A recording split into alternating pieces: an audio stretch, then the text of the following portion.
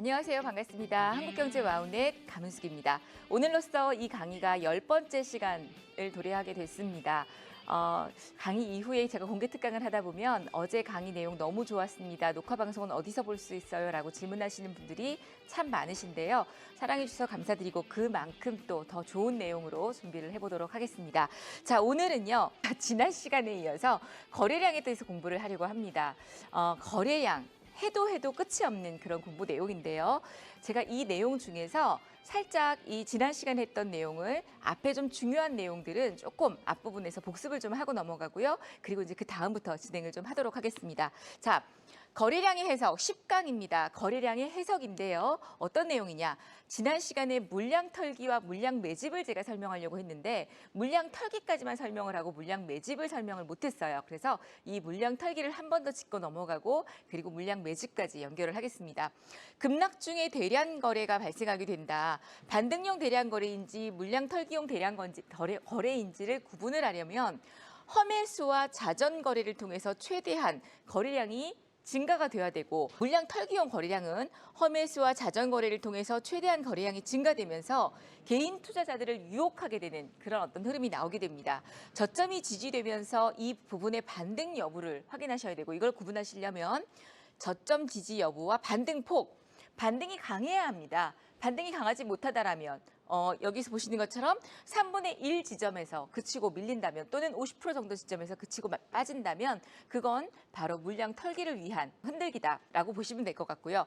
물량 털기 2단 콤보 하락이 나올 가능성이 크기 때문에 만약에 대량 거래가 터지고 나서 저점을 지지해주지 못하고 주가의 흐름이 우하향으로 전환이 된다면 반드시 매도를 해야 된다는 거 꼭 기억하십시오. 뒷부분에 또 그런 내용의 설명이 있습니다. 차트 보시면 지금 보시는 이 차트처럼 이렇게 급등했던 종목이 고점에서 대량 거래가 터지게 되고 큰 조정을 받고 나서 다시 반등이 나오는데 어떻죠? 고점에 지난번 고점에 2분의 1 지점, 3분의 1 지점 부분에서 조정을 받게 됩니다. 그리고 대량 거래가 터지게 되죠. 여기에 보시면 제가 이제 기린형 대량 거래를 설명을 할 텐데 이 그림을 잘 기억해 두세요. 보시면 아래에 초원위에 거래량이 없죠. 그러다가 한번 삐쭉 거래량이 솟고 또 한번 삐쭉 거래량이 솟습니다. 그리고 저쪽에 또 삐쭉 거래량이 솟죠. 이 거래량 그림을 잘 기억하시기 바랍니다. 이따 제가 설명할 때 이 내용을 다시 한번 보고 설명을 할 텐데요. 자, 그 다음에 이제 물량 매집용 거래량을 한번 공부를 해보도록 하겠습니다. 자, 물량 매집용인데 이건 좋겠죠. 물량 매집용 거래량은 우리한테는 좋은 겁니다. 이런 종목을 여러분들이 잘 매수해서 갖고 계신다면 큰 수익을 낼 수 있는 그런 기회가 오게 되는데요. 거래량이 없이 주가가 한 단계 하락하게 되는 그림이 나오게 돼요. 횡보를 하거나 약간 우상향의 그림을 보이면서 한 15도, 10도 각도로 저점을 높이면서 올라가다가 어느 날 갑자기 거래량 없이 그냥 뚝 빠지게 됩니다. 그럼 개인 투자자들은 어떻게 돼요? 당연히 매도를 해야 되겠죠. 그럼 이런 자리에서 여러분들이 매도를 하지 말고 갖고 계셔라가 아닙니다. 뚝 떨어지면 파세요. 파는데 하락하는 흐름과 강도와 그다음에 우리는 차트를 고를 때 우상향하던 종목이 잠깐 주가가 살짝 전저점을 깨면서 이탈한다거나 그러는 자리에서 거래가 없다. 그러면 이런 것들은 뭐냐?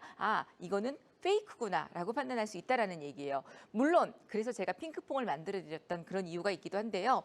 이후에 단기 조정을 보이는데 거래량 없이 주가가 한 단계 하락하게 된다. 그리고 주가 횡보 기간 중 대량 거래가 발생을 하게 됩니다.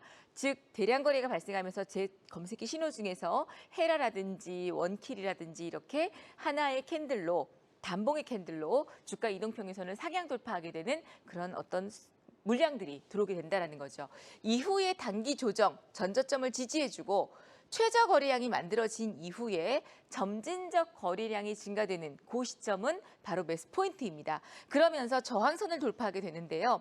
세력들의 물량 매집 윗꼬리들이 출현을 하게 됩니다. 제가 주가가 바닥에서 올라가는 자리에서는 윗꼬리가 많아야 된다는 말씀을 드렸었죠. 바로 이겁니다. 개인 투자자들은 아랫꼬리를 더 선호한다고 말씀드렸는데 전혀 아니다라는 거 이 부분에서 또다시 우리가 확인할 수 있는 부분인데요. 차트 보시면 바로 이런 모양이죠.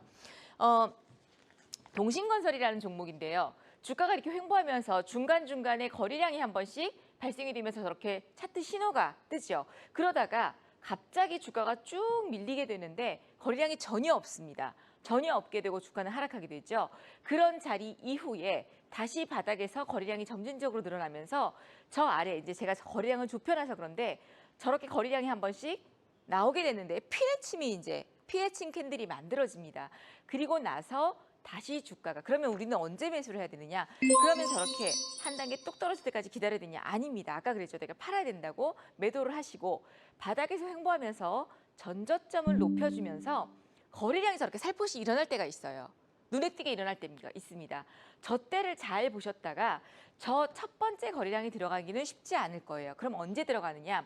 거래량이 다시 줄어들면서 이 양봉의 어떤 고점을 지지해 준다라든지 지금 보시면 지난번에 횡보했던 그 자리를 상향 돌파하면서 저항선을 돌파하게 되죠.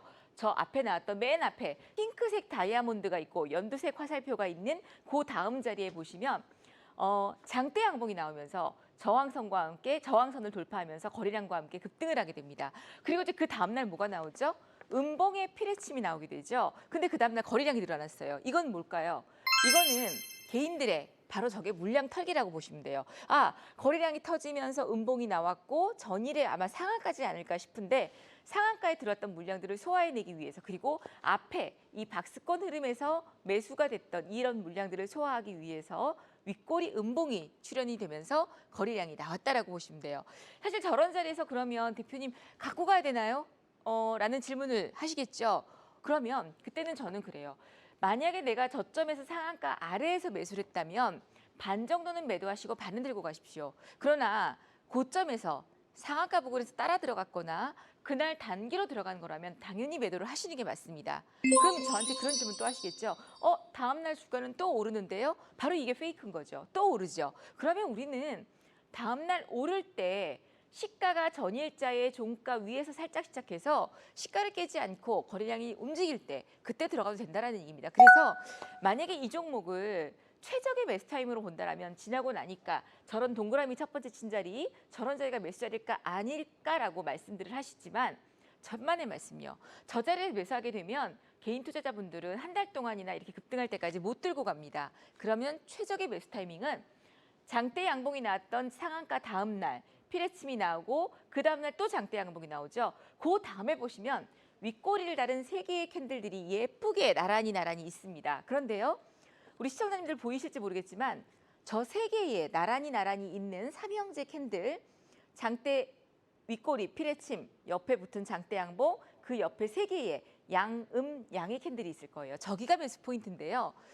잘 보시면 저 캔들 세 개를 싹 합쳐서 앞에 있는 양봉에다 갖다 딱 붙여보면 어떻게 돼요? 아무 변동이 없어요. 그냥 저 세 개의 음봉은 정말 그 자리 안에서 앞에 나왔던 윗꼬리 양봉 안에서 놀았던 자리입니다.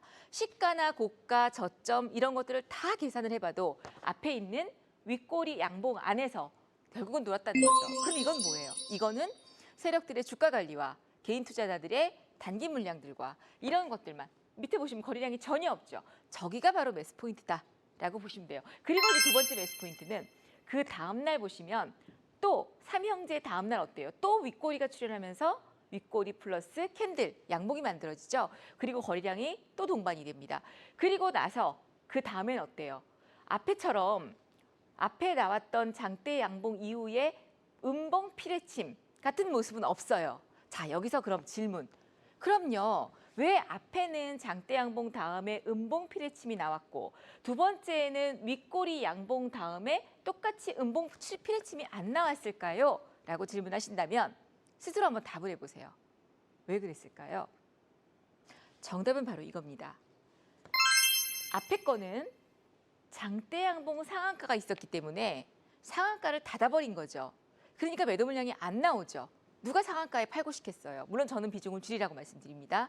근데 다음 날은 저 상한가에 들어왔던 물량들과 앞서 이 횡보할 때에 들어왔던 물량들, 바닥에서 매수된 물량들을 털어버려야 되기 때문에 피레침이 만들어진 거고 다음에 두 번째에 나왔던 저 삼형제 다음에 있는 윗꼬리 피레침은 이미 그날 하루에 윗꼬리를 형성하면서 개인 물량을 털어냈다라고 보시면 되는 거예요. 그래서 즉 앞에는 상한가와 음봉의 피레침으로 개인의 물량을 털어냈다면 뒤에는 그냥 저 윗꼬리 양봉 하나로 물량을 다 털어냈기 때문에 그 다음 날 보시면 살포시 양봉을 만들어놨죠. 저건 뭐예요? 개인들의 물량 테스트를 한 겁니다. 어느 정도 여기에 물량이 관심을 가지고 들어오는지. 근데 어때요? 전혀 없죠. 그러면서 양봉이, 음봉이 하나, 둘, 셋, 네 개가 만들어집니다. 음봉 네 개. 저거는 개인 투자자들은 사실 못 버티세요. 근데요, 저 자리는 만약에 보유자의 입장이어서 손실이 났다고 하더라도 들고 있어야 될 자리입니다. 왜냐? 음봉이지만 거래가 전혀 없죠. 즉, 앞에 들어온 매수세 이후에 거래가 전혀 없습니다. 그리고 다음날 어때요? 보기 좋게 갭상승을 시켜서 아래꼬리 살짝 달아서 전일자의 십자형 캔들, 양봉, 음봉 4개의 마지막 자리에 보시면 십자형 캔들이 보이실 거예요. 음봉 4개의 마지막 캔들, 다음에는 제가 캔들을 조금 더 크게 그려야겠어요. 마지막 자리에 보면 십자형 캔들이 보이는데 저 십자형 캔들을 만들어 놓고 추세 전환 신호를 주면서 다음날 이렇게 갭상승과 함께 윗꼬리 만들고 올라갔다라고 보시면 됩니다. 그 이후에 이제 동신건설의 흐름들을 또 보면 어떨지 모르겠는데 저희가 이건 종가 매매도 지난번에 들어갔던 종목이에요. 그래서 수익을 크게 내고 나왔었는데요. 바로 이게 물량 매집용 거래다라고 보시면 될 것 같고요. 자, 이제 그 다음에 대량 거래 이후에 하락 추세 종목은 과감히 매도하자. 아까 제가 그 얘기 했었죠. 기린형 대량거래, 기린형 대량거래는 뭐라고요?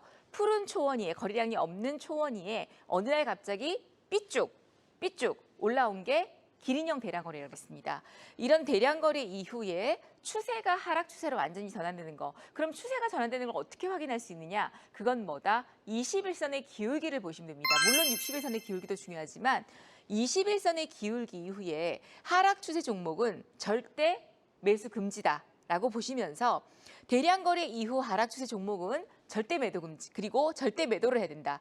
초원 위 거래량 대량 거래의 두 얼굴을 기억하자라고 말씀을 드렸습니다. 기린목 거래량 발생이 되면서 이 거래량이 지금 이제 이 기린목 제가 설명을 드리고 있는데요.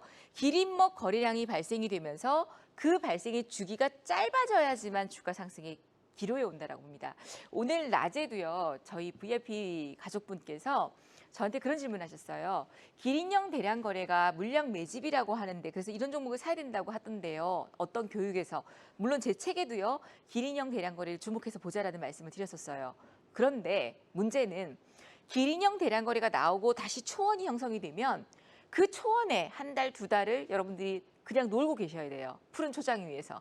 근데 우리가 푸른 초장 거래량 위에서 횡보하고 있는 주식, 올라가는 주식도 지겨워서 못 들고 있겠다고 하는데 그냥 박스권에서 횡보하고 있는 주식을 버틸 수가 있겠느냐는 얘기인 거죠. 그래서 기린형 대량 거래일 때 매수가 아니라 차트에서 횡보를 하면서 기린형 대량 거래가 나오면서 주가의 흐름이 움직이고 있는 종목들, 그리고 그 기린형의 주기가 짧아지는 종목들, 그러면서 거래량이 점진적으로 늘어남과 함께 저점을 지지해주고 이제 시작이 하려고 하는 종목, 스타트를 끊으려고 하는 종목을 들어가야 된다는 얘기예요. 그래서 기린형 대량 거래를 주목하자라는 건 지금 그 종목을 사라는 얘기가 아니라 앞전에 최근 3, 4개월 전쯤 그런 거래가 터진 종목들이 요이 땅 출발할 타이밍들의 어떤 차트 신호가 보인다면 그때 매수를 하자라는 관점으로 기린형 거래를 주목하자라고 말씀을 드리고요. 발생 주기가 짧아져야 상승 신호가 임박했다는 얘기입니다. 기린목 거래 이후에 저점 지지, 바닥 다지기 신호들이 발생이 돼야 된다라고 보시면 되는데요. 차트 보시면 자, 이 종목 같은 경우는 제가 종목명은 말씀을 안 드릴게요. 보시면 이렇게 윗꼬리의 대량, 이게 바로 기린형 대량 거래죠. 아까 제가 그랬죠. 기린형 대량 거래가 발생된 종목이 뭐라고요? 추세가 하락이면 21선 추세가 이렇게 하락이면 아, 이거 기린형 대량 거래가 나왔구나, 매집이구나가 아니라 이건 그냥 과감하게 버리셔야 돼요. 기린형 대량 거래가 하락 추세 중에 나왔다. 그럼 이건 과감하게 버리셔야 됩니다. 왜냐? 저 하락 추세가 하루아침에 우상향으로 전환되질 않아요. 우상향으로 전환되질 않습니다. 그러면 이거는 바닥을 다져주면서 점진적인 거래량이 나올 때까지 기다려야 됩니다. 그래서 여러분들이 내가 만약에 갖고 있는 종목 중에 물려있는 종목 중에 이렇게 기린형 거래가 한 번씩 나오는데 추세가 21선이 하락 추세다 한 종목은 과감하게 버리십시오. 네, 과감하게 손절하십시오. 손절은 희망이다라고 제가 늘 말씀드리죠.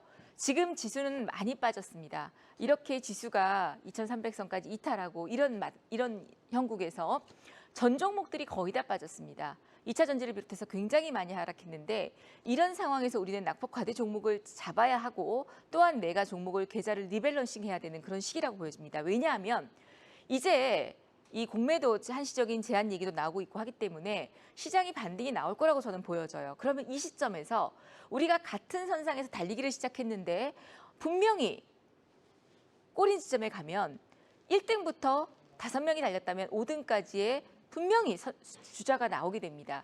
이런 상황에서 여러분들 내가 만약에 출발을 더 빨리 아니 출발은 똑같이 하더라도 더 빨리 달려서 결승 지점에 1등으로 들어갈 수 있는 종목을 선택해야 되지 않을까요? 내 종목이 만약에 시장이 이렇게 하락했지만 아직까지도 우상향인 종목들은 많아요. 제가 계속 강조했던 HBM 관련주들, 그다음에 지난 공개 특강에서 제가 HBM 주들 중에서 여러분들께 한 30개 종목을 돌려드리면서 수급, 차트, 그다음에 어떤 기울기 이걸 보시면서 이 중에서 내 마음의 HBM을 골라보십시오 라면서 제일 예쁜 거를 아마 대답을 해보세요 그랬었어요. 그랬더니 뭐 많이 의견들이 있었는데 그때 저희가 탑픽으로 뽑았던 게 바로 HPSP였습니다. 그리고 이제 한미반도체도 있었고 그 외에 뭐 STI라든지 PSK 홀딩스라든지 TLB 이런 종목들이 있었어요. 그런데 보세요. 반도체가 오늘 어려움이 있었지만 STI 같은 종목도 급등했고요. 그저께 같은 경우에는 시장이 그렇게 좋지 않았고 반도체가 좋지 않은데도 불구하고 HPSP는 VI 발동까지 해서 급등세를 보였습니다. 이렇게 좋은 종목들 중에서도 힘이 있고 수급이 뒷받침이 되는 그런 종목들은 분명히 1등으로 간다는 얘기입니다. 그래서 이런 종목들, 내가 가지고 있는 종목 중에 이런 어떤 패턴의 종목들이 있다면 과감하게 저는 종목 교체를 좀 하시라고 말씀을 드립니다. 그래서 그런 아까 또 우리가 봤던 종목도 처음에 봤던 그 종목도 기린형의 거래가 이어졌는데 횡보하고 있는 구간이기 때문에 그런 것들도 주가가 반등을 보일 때가 좋다라고 보시면 될 것 같고요. 그다음에 이제 단기 고점의 대량 거래 조정 폭을 말씀을 드릴 거예요. 제가 이 시간에 두 번 전전 시간인가요? 거래량 얘기를 하면서 이 얘기를 말씀드린 적이 있어요. 단기 고점의 주가가 왔을 때에 단기 고점에서 대량 거래가 터지게 되면 후유증이 굉장히 크다라는 말씀을 드렸습니다. 근데 그래서 그때 왜 이 HPSP도 그렇고요. HPSP를 저는 VIP 가족분들께 저점에서 매수 사인을 드려서 엊그저께 장대 양봉이 나오던 날 저는 사실 반도체 섹터들을 이 방송에서 솔직히 보고 다 계시겠지만 말씀드리지만 오늘이 지금 금요일이니까 수요일이죠. 수요일, 목요일, 금요일이죠. 그때 반도체 섹터들을 비중을 50% 이상 줄이라고 말씀드렸어요. HBM 관련주들을 정말로 VIP 회원님들께 그날 HPSP라든지 굉장히 흐름이 좋았는데 고점에서 자 HBM 관련주 반도체 비중 50% 정도씩 줄이십시오 라고 말씀드렸습니다. 그리고 사실 어제 오늘 다시 저가에서 조금씩 매도한 물량의 얼마만큼을 공략을 했는데 그날 반도체가 제일 좋았어요. HPSP가 그날 제일 날아갔습니다. 근데 그날 고점에서 반매도 사인을 드렸습니다. 왜냐하면 여러분들께 이 강의를 했기 때문에 이 강의에 입각한 리딩을 하면서 그게 증거로 주가가 어떻게 되는지를 보여드리기 위해서 수요일 날 HPSP를 물량을 줄인 거예요. 그런데 그날 장대 양봉이 나오고요. 그 다음날 주가 이틀 동안 목요일, 금요일까지 하락을 했고 오늘은 완전히 반도체가 아래꼬리를 달고 반등이 나왔습니다. 오늘 아침에 다른 종목들에 비해서 반도체가 급락하면서 굉장히 저점을 형성시켜줬어요. 그래서 오늘 저는 아침에 매수 사인을 저점에서 드렸었는데 바로 이게 좋은 중기 종목이지만 여러분들 이제 가끔 그런 질문들을 하세요. 대표님 중기 종목은 얼마만큼 갖고 가는 거예요? 단기 수익은 얼마고요? 장기는 얼마나 두고 가는 건가요? 라는 질문을 하시는데요. 여기서 여러분들 기억하셔야 될 건 중기 종목이라고 해서 무조건 1개월, 2개월, 3개월을 갖고 가는 건 아닙니다. 단기 종목이라고 해서 무조건 단타로 오늘 끊어내야 되는 건 아니에요. 우리는 그 종목의 대응은 종목의 성격을 보고 정하는 겁니다. 즉 반도체 섹터 2차전지 섹터, 뭐 자동차 섹터 이렇게 실적이 뒷받침되는 산업은 중기로도 가능합니다. 성장성이 있는 산업은. 그래서 중기로 갖고 가되 만약에 단기적으로 급등세가 이어졌다면 어때요?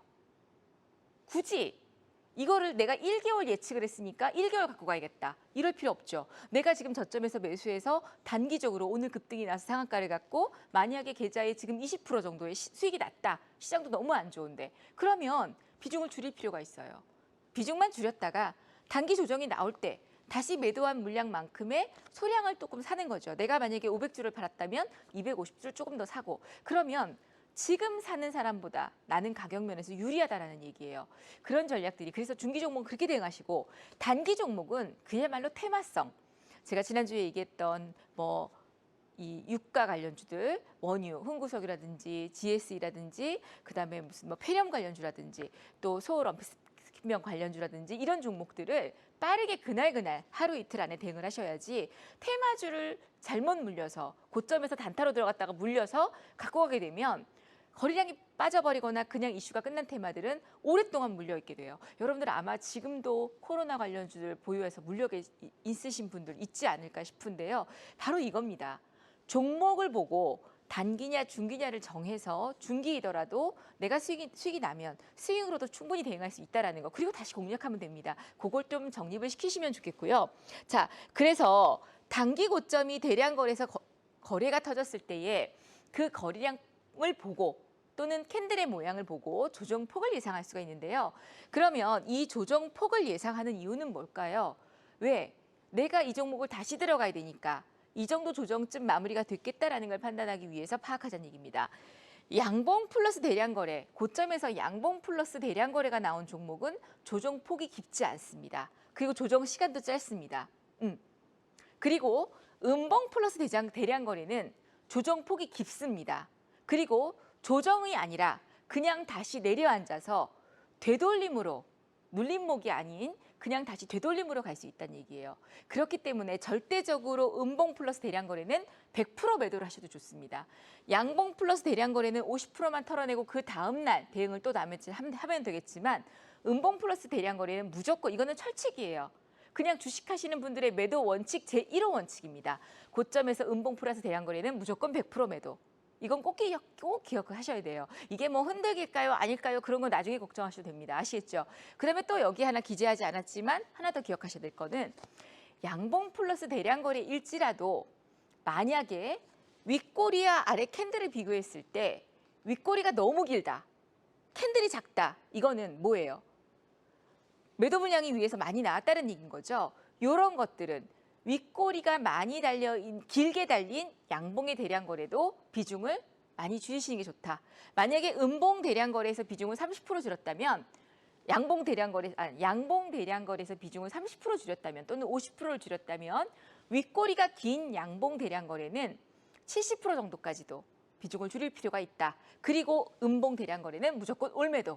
이런 관점으로 보시고 조정의 폭도 마찬가지. 양봉 대량 거래는 가벼운 조정이 나오면서 다시 반등을 약속할 것이고 음봉 대량 거래는 깊은 조정과 함께 그냥 주가 하락이 될 수도 있고 반등이 나온다고 하더라도 고점까지 반등이 나오지 않고 어쩌면 아까 앞서 설명했던 3분의 1 지점, 2분의 1 지점까지밖에 반등이 안 나올 수도 있다는 얘기입니다. 그걸 기억하시면 좋겠고요. 자, 차트 보십시오. 이거 설명해 드릴 건데 양봉 플러스 대량 거래는 가벼운 조정, 음봉 플러스 대량 거래는 깊은 조정이라고 설명했죠. 그겁니다. 자, 앞에 보시면 어때요? 윗꼬리 단기 반등이 나온 자리에서 윗꼬리 음봉이 나왔습니다. 거래량 어때요? 전일자보다 살짝 줄긴 했지만 거래량이 나왔죠. 그렇기 때문에 이거는 조정이 깊어졌어요. 그러면서 전저점까지 깨고 양봉의 저점까지 깼습니다. 그러면서 핑크봉까지 형성이 됐고, 자, 그러다가 지금 제 차트를 보시면 바로 이게 이제 풀세팅 차트의 신호들인데요. 아래 보세요. 아주 예쁜 자리에서 신호가 주렁주렁 달리면서 매수 신호를 잡아주죠.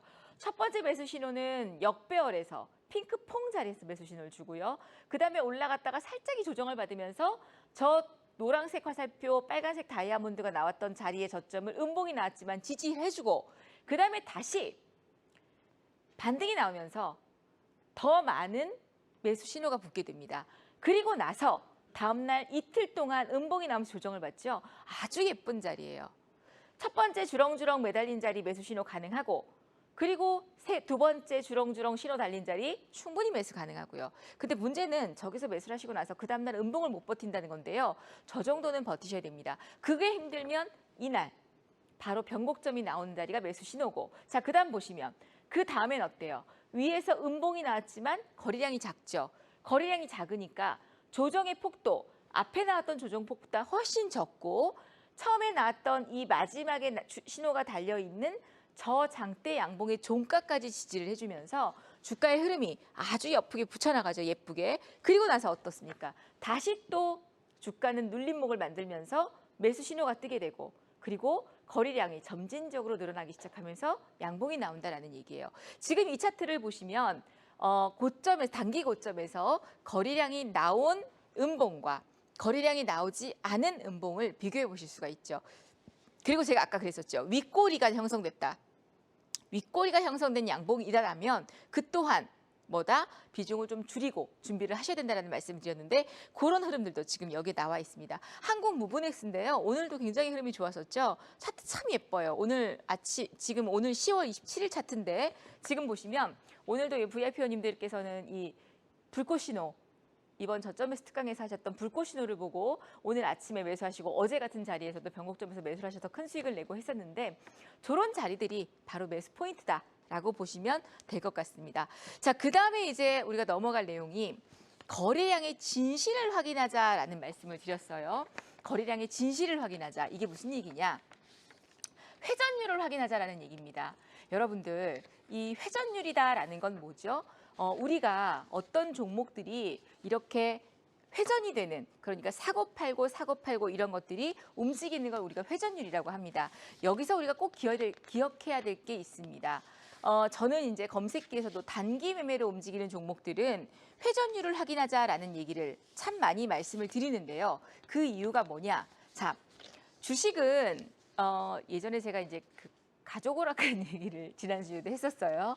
거기서 보시면 단타 매매는 단타 거래는 회전율을 확인하셔야 되는데 그 이유는 자, 주가가 회전율이라는 건 뭐예요? 예를 들어 여러분들 1000주를 누가 팔았어요. 그리고 누가 1000주를 샀습니다. 그럼 이거는 거래량이 2000주일까요? 1000주일까요? 한번 대답을 해보세요. 혼자. 내가 A한테 누군가 시장에 1000주를 팔았어요. 그럼 누군가 1000주를 샀습니다. 그럼 거래량은 2000주일까요?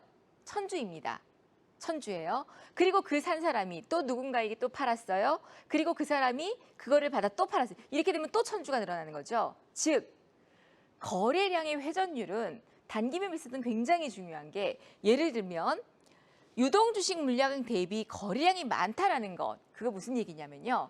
만약에 시장에 돌고 있는 유동주식 물량이 돌 수 있는 대주주 물량을 제외시킨 물량이 100만 주라고 칩시다. 100만 주인데 오늘 하루 거래가 된 물량이 1000만 주까지 나왔어요. 그러면 이제 개인 투자자분들이 이런 얘기, 와, 이건 어떻게 된 거냐 물어보시는데 그게 바로 회전율이죠. 그건 뭐예요? 누군가가 사고팔고를 했다라는 얘기입니다. 여러분들 이렇게 사고팔고가 많아지면서 회전율이 높은 종목은 철저하게 단기 매매로만 하셔야 됩니다. 왜냐? 자, 자전거래일 수 있고 거래량 회전율이 많다는 건 단기 매매에 적합하나 철저히 딱 단타로만 보셔야 된다는 말씀을 드렸어요. 그 이유는 전에도 앞서 말씀드렸지만 내가 만약에 이게 테마주예요. 그래서 사고팔고를 계속 반복한다고 칩시다. 그런데 제가 그래서 만약에 이 종목을 마지막에 샀어요. 사서 홀딩을 시켰어. 근데 내일 아침에 예를 들면 지금 유가 관련주들도 그렇죠. 지금 이렇게 사고팔고 회전율이 강한 가운데 내가 예를 들어 뭐 흥구석유 같은 종목을 사서 어떻게 해요? 홀딩을 시켰다고 칩시다. 그런데 내일 아침에 갑자기 물론 이제 휴전이 되면 좋겠지만 휴전 얘기가 나오고 유가가 급락하고 그렇게 되면 어떻게 돼요? 내일 아침 그런 유가 관련주들은 개파락이 나오겠죠.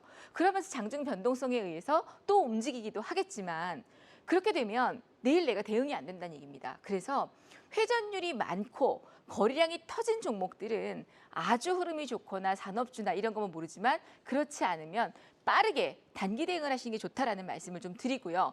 그다음에 이제 제가 이제 이 시간까지는 거래량에 대한 내용들을 말씀을 드렸어요. 사실은 거래량에 대한 내용을 하자면 굉장히 무수히 많은 그런 어떤 내용들이 있는데 계속 거래량만 갖고 할 수 없으니 그 나머지 이제 과외 얘기, 그 얘기들은 그 이후의 얘기들은 제가 이제 공개 특강을 통해서 말씀을 좀 드릴 거고요. 다음 시간부터는 제가 이제 계속 여러분들께 말씀드렸던 게 요즘 시장이 단기 매매가 또 잘 맞으니 전업이시거나 또는 단기 매매도 그렇다고 해서 막 그렇게 빠른 스캘퍼 같은 매매를 하는 게 아니기 때문에 매수하고 나서 30분, 1시간 정도 후에 매도를 하고 이런 어떤 전략들인데 단타 매매를 굉장히 개인 투자자들이 하고 싶은데 어떤 분이 그 얘기를 하시더라고요. 그 단타 매매는 거지들밖에 없다.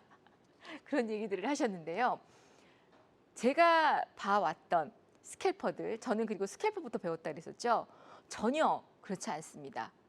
근데요, 단타 매매를 해서 거지가 많다. 속된 말로, 시쳇말로 이렇게 말씀하시는 분들은 아마도 매매의 계획을 어떤 매매 전략을 잘 세우지 못하셔서 그렇지 않을까 싶어요. 제가 여러분들께 항상 계좌 관리에 대해서 설명을 드립니다. 그게 무슨 얘기냐면 단타로 내 전 재산을 운용할 수는 없어요. 분명히 주식은 투자와 트레이딩이 병행이 돼야 됩니다. 그러려면 돈을 모으려면 주식으로 돈을 모으려면요. 모으는 흔적이 있어야 돼요. 지난 시간에도 이 얘기를 드렸었는데 그 모으는 흔적이라는 게 뭐냐. 자, 지금 당장 여러분들 이 방송을 듣고 계시는 투자자분들 내가 HTS 계좌가 하나밖에 없다 하시는 분들은 반드시 이번 주말 사이에 2개 이상 3개 정도의 계좌를 만드십시오. 만드셔서 중장기 가능한 종목들 예를 들면 반도체 섹터별로 하셔도 좋고 반도체 또는 단기 스윙 종매, 종가 매매 이렇게 계좌를 구분을 하세요. 그래서 단기 매매로 내가 오늘 만약에 제가 항상 철저히 저는 그 교육을 시켜요. 50만 원을 벌었다 싶으면 그 이제 최근 개인 투자자들이 돈이 없습니다. 개인 투자자들이. 왜냐하면 지수가 뭐 이렇게 진짜 3,000포인트를 넘겼던 지수가 2,300포인트 밑으로 또 이렇게 빠졌는데 누가 돈을 벌겠어요? 힘들어요. 그리고 아까도 얘기했듯이 지금 지수 바닥인 건 아무도 확인할 수가 없습니다. 그러면 이런 자리에서는 단기 매매를 하시자 그랬는데 단기 매매를 한다라고 해서 단기 매매를 어떻게 해요? 그냥 쭉 진짜 온 재산을 전 재산을 단기 매매를 하시는 건 아니에요.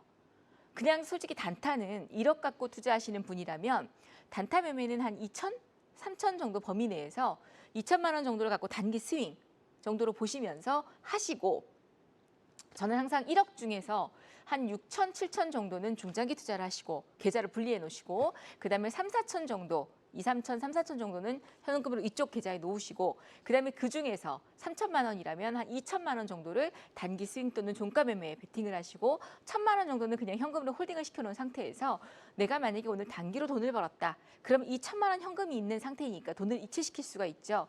중장기 계좌로 또는 또 하나의 다른 나의 C 계좌를 만들어서요. 거기다가 이체를 시키십시오. 그래서 한 달, 일주일 그 돈을 모이면 그 돈이 모이게 되면 예를 들어 2천만 원을 갖고요. 제가 여러분들께 최근에 약속드렸는데 하루 2.5%였어요.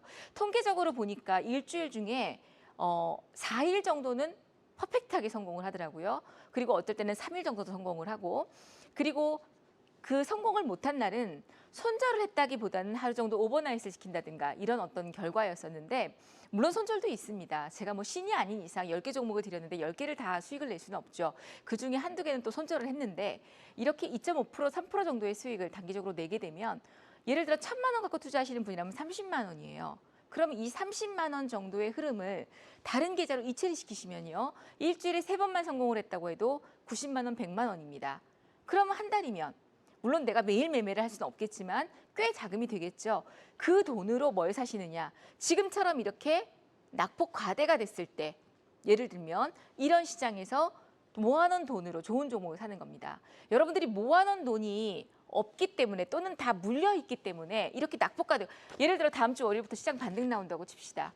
그래도 나는 지금 다 물려있어서 살 수가 없어요. 매수를 할 수가 없어. 얼마나 안타까운 일이에요. 그런데 단기로 수익을 냈다면 그 자금으로 낙폭과대 종목을 매수할 수 있는 거죠. 그래서 그런 얘기를 드리면서 단타 종목의 단타 매매에 대한 부분들을 지금 제가 조금 말씀을 드렸는데요. 앞서 진 교육을 들어가기 전에 이런 계좌 준비를 해놓고 그다음에 다음 주에 제가 단타 특강에 대해서 강의를 하게 되면 그때부터 한번 따라오시면 어떨까 싶고요. 감사합니다. 감은숙이었습니다.